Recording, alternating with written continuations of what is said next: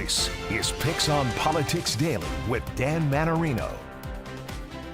Hi there, I'm Henry Rosoff, and welcome to an episode of PIX on Politics Daily. We're going to spend some time across the river from where I am, but not where our man in New Jersey, Jim Vasil, is. Let's bring him in. He's covering everything that has to do with the New Jersey race for governor. Jim, thanks for joining us.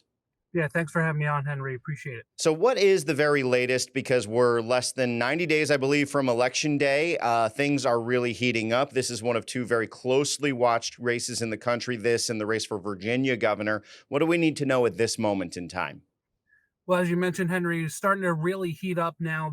Both of these campaigns are starting to hit the road, and we saw that yesterday with Congresswoman Mikey Sherrill, who went to West Orange to promote her Save You Time and Money agenda. Basically, what she laid out was a plan on how she can help small businesses grow and start their businesses better in New Jersey, as well as make state government a little bit more efficient. She basically went into details of how she plans, once if she is elected governor, how she plans to cut red tape in Trenton. That's something that we've heard a lot of political candidates talk about, but she wants to, as far as helping small business owners in New Jersey, she wants to help eliminate registration fees altogether. Certainly that's a cost that can beleaguer small business owners. And she's also going to slash the amount of time it takes, she says, to acquire licensing, something else that beleaguers small business owners. And Republican Jack Ciattarelli, as I understand it, he's in Israel right now, not on the ground in New Jersey, correct? Correct. He was spending the week in Israel. He met with Prime Minister Netanyahu this week. He also plans on hitting the road in New Jersey. He is coming back to Gloucester County, where he is going to hold a rally on Sunday morning. So we have Ciattarelli in Israel, and we have Sherrill talking jobs. But I feel like so much of what I've been reading about this race is almost like a proxy battle, where you have Congresswoman Sherrill trying to tie Ciattarelli to President Trump.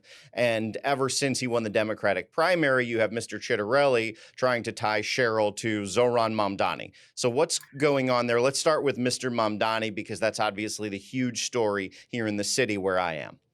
Yes, and so Congresswoman Sherrill did not take off-topic questions at this event in West Orange yesterday. However, I did ask this question to her campaign. They told me that they are just focused on what is happening in New Jersey right now. So that is the most that we are getting out of the Sherrill campaign right now. But to your point, the New York City mayor's race is playing a factor in the New Jersey gubernatorial race, and it's quite fascinating to see how it'll play out. Yeah, and I know that Mr. Ciattarelli keeps calling out Sherrill for flip-flopping. I believe that she gave an interview to NBC Philadelphia, if I'm not mistaken, in the immediate days after the Democratic primary here in New York City, where she said, well, I assume if he's a Democrat, I'll support him, but didn't really seem to give a well-thought-out answer, and since have really backed off of that. How successful has Sherrill been to tying Mr. Ciattarelli to President Trump, who there's been a whole bunch of polls this week, including a popularity poll from Pew Research that found that the president's popularity is very much slipping?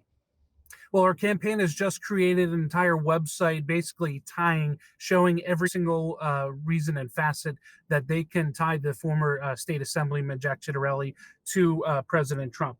Now, they have accused Jack of things that he did back when his time in the state assembly, voting against relief for Sandy, voting to raise taxes. So they are really, this is their calling card right now. They are trying to tie Mr. Ciattarelli to the president as much as possible. And this is an association that Ciattarelli is not necessarily running from, correct? I mean, the Ciattarelli of 4 years ago would have had to fight this battle. This version of Mr. Ciattarelli, this version of the Republican nominee in New Jersey has embraced President Trump, correct? That's correct. And, he is proud to have the president's endorsement. And I believe the president shouted him out during one of his recent rallies, saying that New Jersey, he alluded to the fact that New Jersey is going to have someone good in office. I'm using loose terms there, but that's, when the president is shouting you out during rallies, that shows you the kind of bond they have.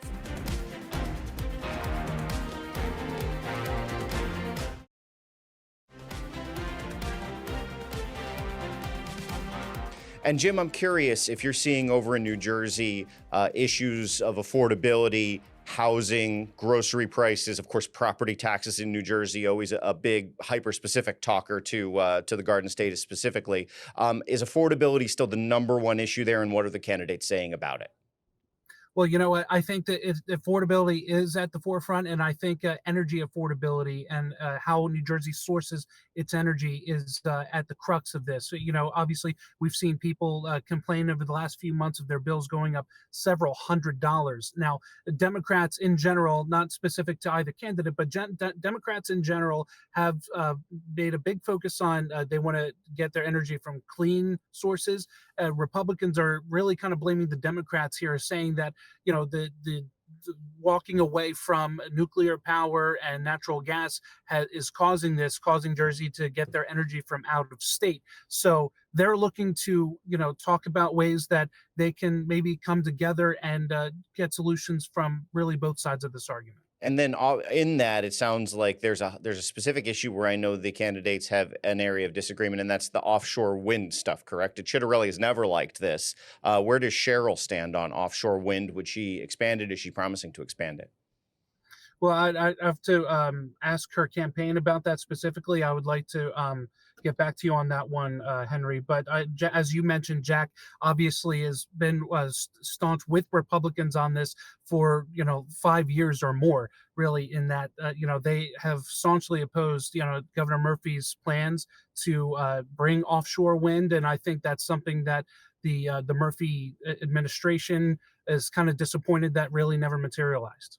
Finally, let's end with a little discussion of public safety, tying it specifically to President Trump's takeover of the Metropolitan D.C. Police Department, the deployment of the National Guard. He mentioned in his comments a couple of days ago, specifically, he might consider doing similar actions in New York. He did not mention New Jersey, but obviously the immigration raids, the presence of ICE has been a big talking point. Let me phrase the question this way, if I could. The sort of federal militarization, usage of federal forces in New Jersey. To what extent is that part of sort of this conversation in this election, part of the public safety debate? Well, ICE is obviously has been a huge issue among voters in New Jersey over the last couple of months. Not too much discussion from either one of these candidates on this issue specifically. I don't believe either one of them have been directly asked about the militarization of law enforcement in New Jersey, but something definitely keep an eye on as we get closer to the election here. All right, Jim, we'll keep checking in. I know that we're just at the beginning of really hitting the campaign trail with these candidates as they intensify their efforts to meet voters and rally and whatnot. Jim, thank you very much. Thank you.